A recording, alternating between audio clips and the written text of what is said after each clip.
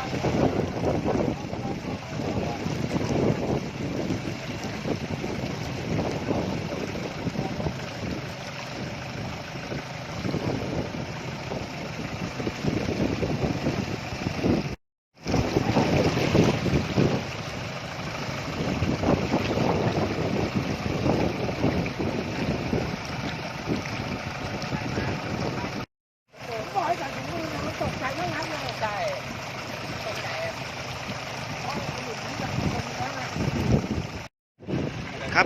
มันมาจากตรงไหนครับอ๋อมันเดินกลับมาอีกรอบใช่ไหมครับพอเดินกลับมาปุ๊บก็ไหลตามน้ำไปเลยครับพอรู้ไหมว่าหมาตัวนี้มันอยู่ตรงไหนครับอ๋ออยู่ในบ้านครับ